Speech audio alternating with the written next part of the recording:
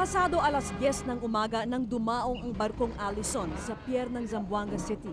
Napag-alaman naming inulan ng barkong ito ang halos 700 mga Pilipinong deportee mula Sabah, Malaysia. Kasi walang passport. Dito rin kami na pinanganak sa Pilipinas. Dito rin kami pinanganak. Dahil nagtrabaho lang kami doon, naghanap ng pagkabuhayan namin. Pero wala kayong pass, nahuli kami. Galing sa iba't ibang probinsya ng Sabah ang mga deportee na ito. Hinuli sila ng mga pulis doon at ikinulong dahil wala silang pasaporte. Ang iba naman ay dinakip dahil walang identification card o IC kung tawagin. Ito ang pruweba na legal silang residente ng Sabah. Kinulong kami sa bahay ng malaking bahay doon. Paano kinakain dito? Yan ang kalaki yung pagkain niyo. Kung minsan, okay naman ang pagkain namin. Kung minsan, hindi naman okay. Anong ulam? Yung mga tumayot nga ako. Isda.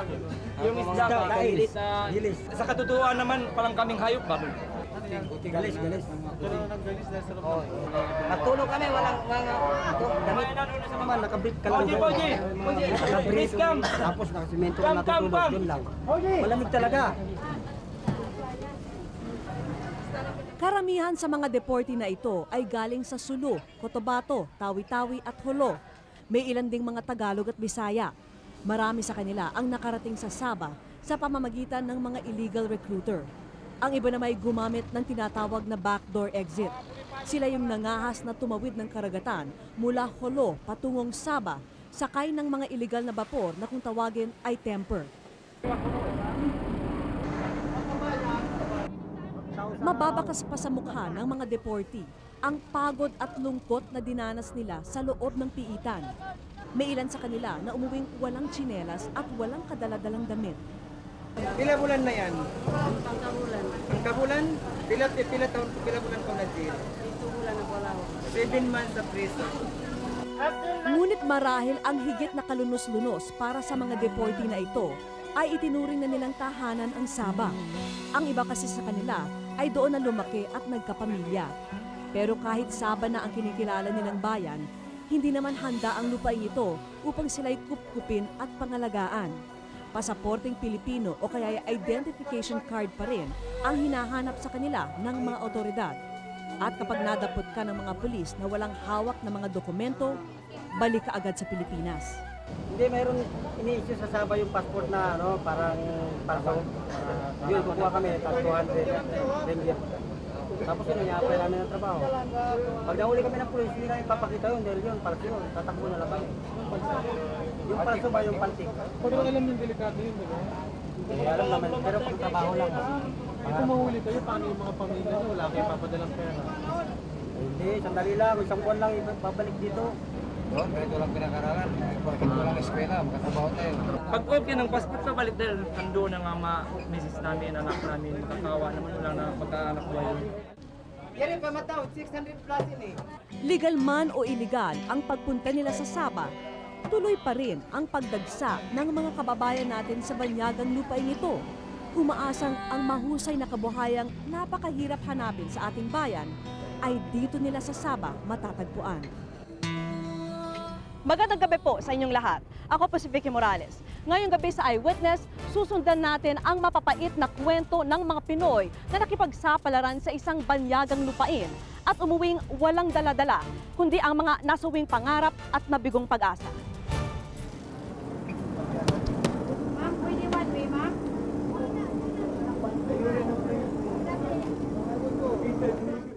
Tanghaling tapat pa lang nang magsimulang dumagsa ang mga pasahero dito sa pantalan ng Zamboanga City. Lahat ay gustong makahabol sa biyaheng Zamboanga-Sandakan na tutulak mamayang alas 6 ng gabi. Ito ang pier ng Zamboanga City. Isa ito sa pangunahing entry point ng mga barkong naghahatid ng mga Pinoy patungong Sabah. Ang pier ng Zamboanga ang siyang legal na pasukan ng mga Pilipinong gustong magpunta ng Sabah.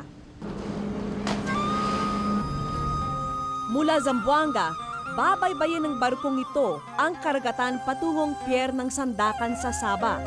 Sa buong Sabah, Itong bayan ng Sandakan ang siyang pinakamalapit sa katimugang bahagi ng Mindanao. Mag-aalas 10:30 na ng umaga nang matanaw namin ang pier ng Sandakan. Dito magsisimula ang aming paglalakbay sa lupain ng Saba.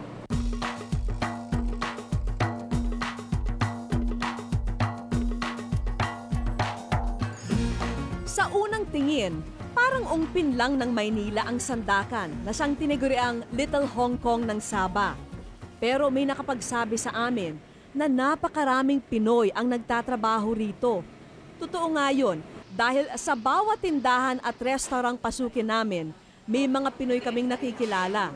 Pero karamihan sa kanila ay ilag sa kapwa Pinoy o kaya'y takot na makilalang Pinoy.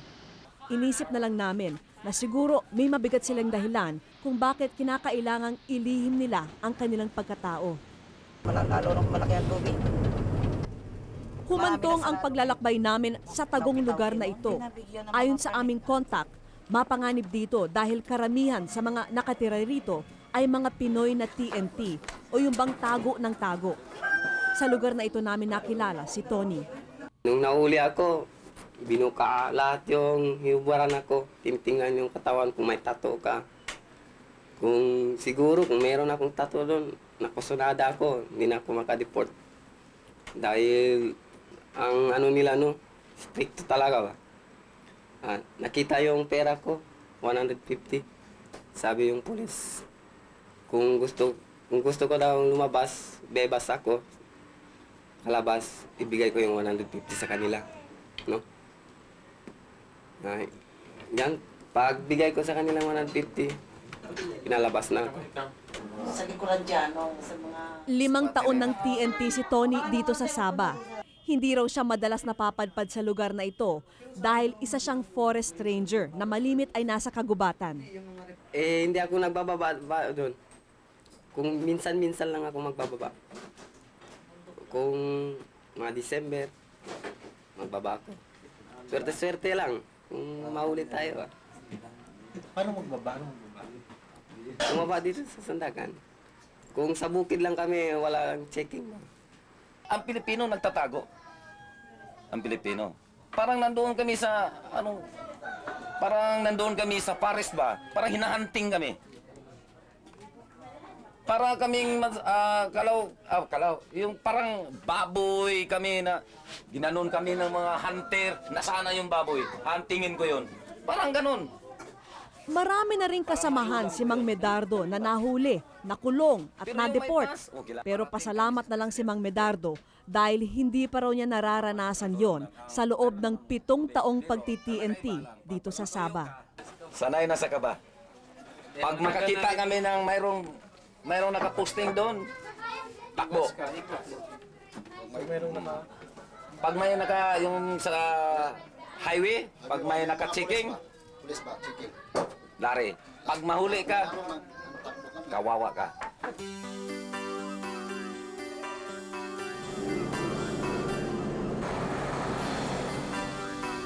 Mahigit 6 na oras ang biyahe mula Sandakan patungong Kota Kinabalu, ang capital city ng Saba.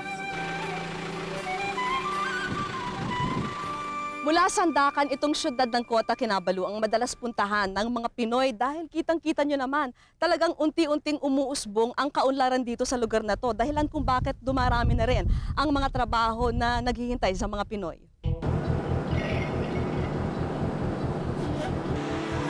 Pinaghalong Ayala, Makati at Rojas Boulevard ang itsura ng Kota Kinabalu.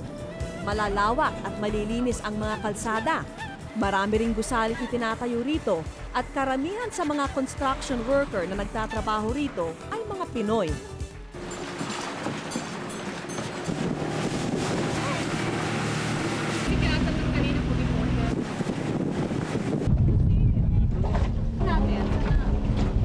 Ito ang islang Pulau Gaya sa Kota Kinabalu. Sinasabing kinatatakutan ng lugar na ito dahil dito ang takbuhan ng mga Pilipinong nagtatago sa mga alagad ng batas.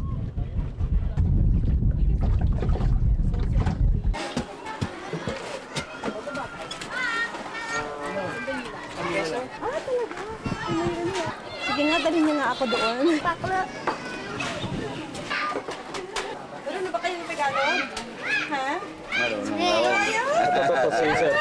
sir, marunong Tagalog. Marunong kayo! Ayun! Marunong. Marunong pala kayo eh. Ang hirap ng merong marunong. Matagal na kayo dito, Manong? Ha? Matagal na. Okay dyan, boy. Okay dito, Manong? Matagal na. Ay, matagal na. Gaano katagal mo kayo nandito? Ay, malapit din din. Namalapit din ba si batong niya? Libit down. 11 years. Dalat lang dito sa Pilipinas. Walang drugs dito? Wala. Walang mga illegal dito? Walang drugs. Tsaka maraming bato. Maraming? O, bato-bato sa langit. Bato-bato. Ano yun? Ha? Ano yun? Hindi mo alam Hindi. kung yung puti-puti. Kung sa Amerikano, stone ba? Sinabihan kami ng aming kontak na huwag nang magtagal sa lugar na ito. Nagtatanong na raw kasi ang ilang residente kung ano ang aming pakay sa pagpunta rito at kung bakit may dala-dala pa kaming kamera. Agad din kaming umalis. Sabi pa ng aming kontak, buti na lang daw at mga Pinoy kami. Dahil kung nagkataon daw na kami ay mga pulis, baka raw hindi na maganda ang sinapit namin sa Pulau Gaya. Siguro pwede na tayo mag-park dito lang. Dinayo rin namin sa Kota Kinabalu ang Rumamera Detention Center. Dito dinedetain ang mga illegal na Pinoy bago sila i-deport pabalik ng Pilipinas.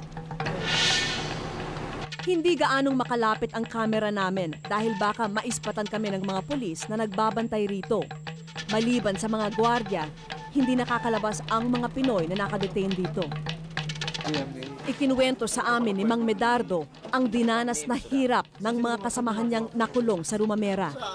Yung brief mo, yung underwear, pag ganon mo, pag maligo, ginanon mo sa katawan mo. Pagkatapos, gawin mo yung labakara ba, yung brief mo. Pagkatapos, pagpatuyo, ganon-ganonin mo, patuyo.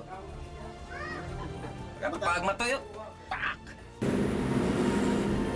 Sa kabila ng mahigpit na mga immigration law dito sa Malaysia, naglipa na pa rin ang mga Pinoy na TNT dito. Ngunit para sa mga Pilipinong tiga Pulau Gaya at kina Tony na taga Sandakan, mas nanaisin pa nilang kalabanin ang batas dito sa Sabah kesa mamatay sa gutom sa Pilipinas.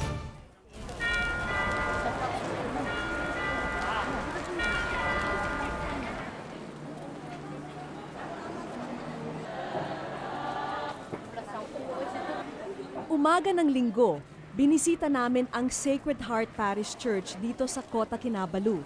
Napag-alaman naming maraming Pinoy ang nagpupunta rito para magsimba at makihalubilo sa iba pa nating kababayan. Hi, ang Pilipin. Ang Pilipin. Para nga nasa Pilipinas ka kapag nandito ka sa Sacred Heart Parish Church. At di tulad ng mga iligal, walang takot na mababakas sa mukha ng mga Pinoy na nagtitipon dito. Lahat ay masaya at talaga namang handang magbahagi ng kani-kanilang kwento. Dito rin kami nakipagkita kay Amalia Toledo Lim o Ami, isang Pinay na matagal nang naninirahan sa bayan ng Sipitang sa Sabah. Paano ka ba nakarating dito sa Sabah? Ang nagdala sa akin, yung family friend. Yun nga, naghanap siya ng babae na madadala rito. Taong 1993, nang magpasya si Ami na makipagsapalaran sa ibang bansa, hirap na kasi siya noon sa pagpapalaki ng 2 anak sa unang asawa. Napilitan tuloy siyang sumama sa kaibigan niyang recruiter na iligal na nagpasok sa kanya sa Sabah. Akala niya ay pagiging katulong ang magiging trabaho niya rito. Yun pala, mauuwi siya sa prostitusyon. Ang trabaho ko, naglilinis ng mga basura, nag-ano ng mga kondom nila, yung mga bedsheet, mga towel nila, tapos nilalabhan ko. May talagang magkakagusto, may nagkagusto talaga sa akin. Doon ako sumasama. Naranasan na rin ni Ami ang makulong nang minsang ma-raid ang kasang tinitirhan nila. Ano nangyayari sa loob ng kulungan? Ganito yon, pagpasok mo pa lang sa kulungan, pag maganda ka, uhubaran ka nila. Pagkatapos yan, patutuwarin ka nila. Oo. Tapos, yung 2 hita mo, pinapalo bang ginaganon. Minsan yung mga septic tank, yung ano ng mga tae, pinabubuksan sa inyo, tapos pinatitimba yung tae, pinatatapon doon. Ngunit nalampasan din ni Ami ang malabangungot na kabanatang yon ng kanyang buhay. At ang hinihintay-hintay niyang swerte ay dumating nang makursunadahan siya ng isa sa kanyang mga customer, isang negosyanteng Chino. At nang inalok siya nito ng kasal, hindi na nagdalawang isip si Ami. Mahal mo bang asawa mo? Ngayon, mahal na. Kasi may anak na ako sa kanya eh. Inamin sa amin ni Ami na kaya lang niya pinakasalan ng kanyang asawa ay para matapos na ang kanyang kalbaryo rito sa Sabah. Kasama na siyempre roon ang pagiging legal at ang habol niyang pampinansyal na seguridad. Pero sa paglipas ng mga taon, natutunan din ni Ami mahalin ang kanyang asawa, lalo nga't buong puso nitong tinanggap ang dalawa niyang anak sa unang asawa. Advice ang mabibigay mo sa mga Pilipino na talagang gusto pa rin makipagsapalaran dito kahit na illegal, kahit na wala silang papeles. Gusto nilang mag-TNT ganon. Kung ako sa kanila, wag na lang. Kasi sila rin nahihirapan eh. Tsaka isa pa, padagdag lang yan sa kahihiyan natin Pilipino eh. Kung si Jerry Larita ang masusunod, sana nga raw ay legal na paraan na lang ang gamitin ng mga Pinoy kung gusto nilang makapagtrabaho sa Sabah. Pero alam din ni Jerry na talagang malayo mangyari yan. Clemency sa kanila, binibigyan sila na parang yung bang chance na umuwi na kahit na walang passport. Pagdating sa Pilipinas, babalik din sila dito. Eh, sabi nila, kailangan nila maghanap buhay eh.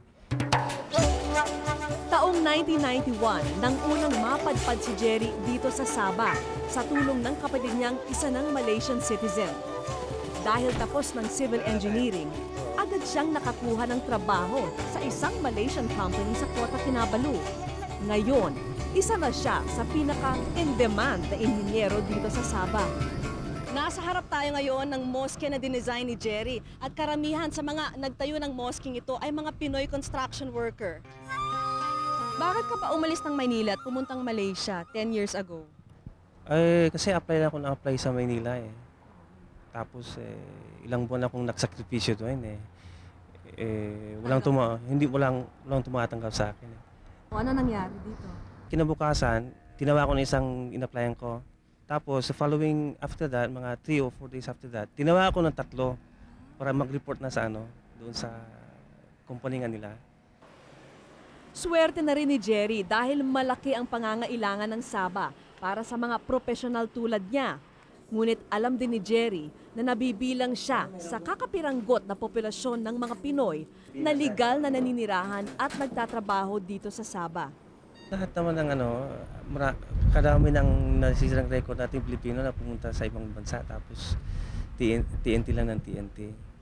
I think panahon na yata na kailangan ipakita natin na hindi naman lahat ng Pinoy ganyan eh. Pero ano magawa natin eh, meron talagang mga Pinoy na naghanap talaga ng pera. Pera. Marami nga siguro niyan dito sa Sabah. Kaya ganun na lang ang pagkukupahog ng ilan sa ating mga kababayan na makarating dito. Handa silang suungin ng panganib gaya ng ginawa ni Ami. Sana nga lang maging maganda ang kahihinatnan ng pagbabaka sakali nila.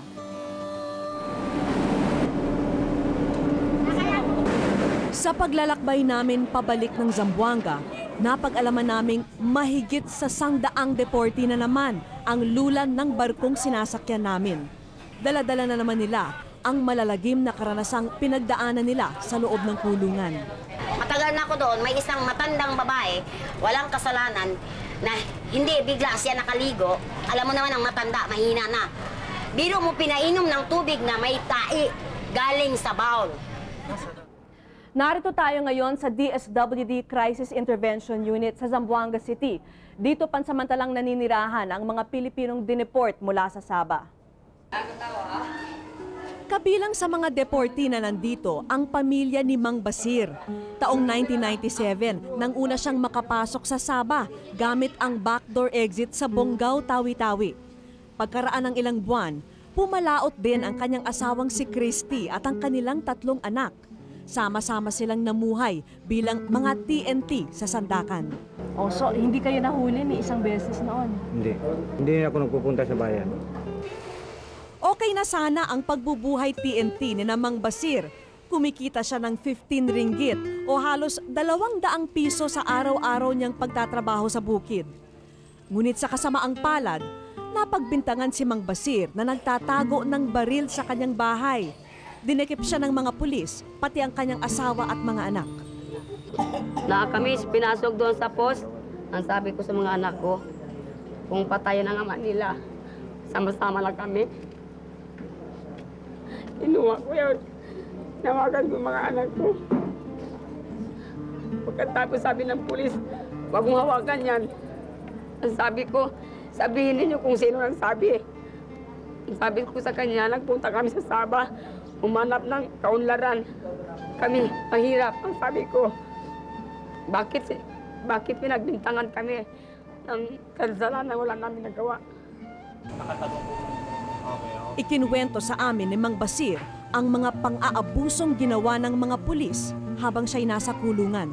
Binugbog kayo. Tapos pag hindi rin ako mag-aamin, yung tinatanong niya sa akin, inaano niya ako, kinukurinti niya ako. Kinoriente ka? Saan? Saan ka kinoriente? Kapag hindi ako nag-aamin, kinukuha nila yung kuko ko. Inalis na tipon na. Inalis nila? Isa, naalis ang isa, hindi. Paano nila inalis? Yung flies. Tapos hindi rin ako nag-aamin. Kumuha sila ng kahoy, nilagyan ng mga lansang.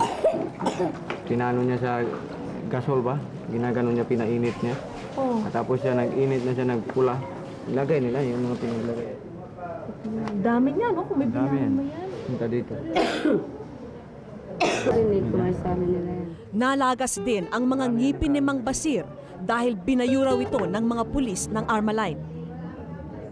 Sinubukan naming hinga ng pahayag ang Embahada ng Malaysia dito sa Pilipinas ukol sa di-umano'y pang-aabuso ng mga otoridad sa mga illegal na Pinoy na nade-detain sa Sabah.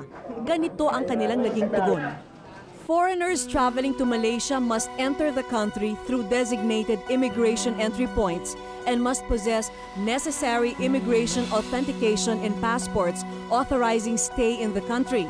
All foreigners apprehended by authorities for violating the country's laws would be detained and subjected to Malaysian laws that might include deportation to the country of origin. Alam ng mga deportee rito sa DSWD na iligal ang kanilang ginagawang pagpasok sa lupain ng Sabah at sa kahit saan mang bansa, anumang gawaing iligal ay may kaukulang parusa. Pero hindi pa rin ito nagiging hadlang sa patuloy na pagdagsa ng mga iligal na migranteng Pinoy sa Sabah. Kung pagbabalik ko dito sa Pilipinas, wala rin mangyayari sa akin, mapipilitan din ako babalik doon. Kahit na gano'n ang sinapit niyo doon, babalik pa rin kayo? Baka sa ibang pagpunta ka doon, iiwas na ako sa pulis, hindi na ako lalabas sa camp. Sa trabaho na lang ako. Gagalingan mo na lang yung pagtago mo, gano'n? Oo, gano'n. Sinasabing ang hindi pa nare-resolbang issue ng pag-angkin ng Pilipinas sa Sabah ang isa sa mga ugat ng problema ng iligal na pagpasok ng mga Pilipino sa lupaing ito. Para sa mga deportee na kagaya ni Mang Vicente Baksal, hanggat walang nahahanap na lunas ang pamahalaan sa lumalalang kahirapan, hinding-hindi matitigil ang pagdayo ng mga Pinoy TNT sa Sabah. Mo 1 ringgit ngayon, 10 pesos. Makaswigdo lang sila ng 600 at 6,000 dito ngayon. Paano makakakuha ng 6,000 ng isang Pilipino nagtatrabaho? Nalalaman kung ano mga nangyayari sa 7 taon na rin nag-TNT si Mang Vicente sa Sabah hanggang sa ma-deport siya nito lang nakaraang Mayo. Ngayon, mahigit 2 buwan na siyang namamalagi rito. Ang problema, noong 1997 panahinto ang pakikipag-ugnayan ni Mang Vicente sa kanyang asawa at mga anak na nasa Cavite. Kaya naman hanggang ngayon, wala pa rin silang kaalam-alam tungkol sa masaklap na sinapit ni Mang Vicente sa Sabah. Nakakulong ako sa police station ng 21 Dias pagkatapos 2 linggo sa tinatawag nilang Rumamira. Marami ako nasasaksihan ng aking mga kapwa-Pilipino kung paano bugbugin patutahin ng ratan ng mga polis doon. Ang totoo, para ako nahihiyang umuwi sa amin sa Cavite, dahilan uuwi ako wala man akong perang mapapasalubong.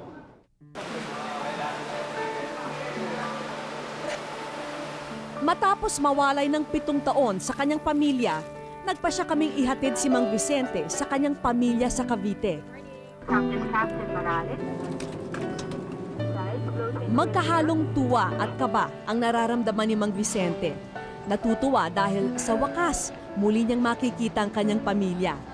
Pero kinakabahan din siya dahil baka wala na sila sa dati nilang tirahan. Bago kasi umalis si Mang Vicente noong 1994, naisanla niya ang bahay nila para lang matustusan ang pagtitiinti niya sa Saba.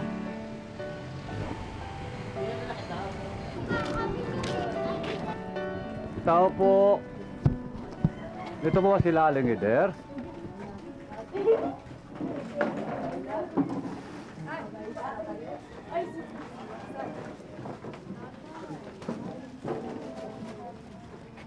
Si Ricky, dito pa ho? Ha? Nasaan po siya? Ha? Sa nanay mo? Nanay si tatay yan dito. Ay, tayo dito! Ano? Bigyan. Nanay mo? Dito. Tulong tayo sa labas. Pasok ko. Sino ito? Si Jeffrey. Ha? Si Jeffrey. Uy, anak. Naku, baro yung anak. Ako si Lilin. Kasi Lilin? Naku, anak. Ricky. Anak. Sorry, oh. Sabi ko tatay mo. Wala yun. Sa loob, sa loob. Saan sabi kahapon? Eh ngayon. Ay, naku, anak. Ang laki mo, anak. Hindi ko alam, anak, kung paano kayo lumaki nang wala ako. Isa lang si Mang Vicente sa napakaraming Pilipino na nahumaling sa magandang buhay na ipinapangako ng Saba. Para sa kanila, ito nga siguro ang bagong Amerika. Ay, simple ko lang sasabihin, ito nangyari, nakulong ako. Hindi lang masyadong nag-elaborate na ito nangyari sa akin. Pero ang ipagbabawal ko lang, ang sasabihin ko sa mga anak ko, huwag nilang subukan tumawid papuntang Saba. Paulit-ulit lang ang mga kwento nila. Wala silang pinagkaiba sa mga alon sa karagatan na bumabalik-balik sa mga banyagang dalampasigan. Hanggat walang malino na batas na nililikha para mabigyan ng proteksyon ang mga Pilipinong trabahador sa Saba at hanggang wala ring batas na kokontrol sa pagluwas ng mga Pinoy sa lupaing ito, hindi magwawakas ang mga kwento ng pagsasamantala sa mga kababayan nating walang hinangad kundi makahanap ng mahusay na kabuhayan. Patuloy silang makikipagsapalaran sa mga banyagang lupain gaya ng Saba, kahit na walang katiyakan ang kinabukasang naghihintay sa kanila doon. Magandang gabi po sa inyong lahat. Ako po si Vicky Morales at ito ang Eyewitness. Maraming salamat sa inyong panunood.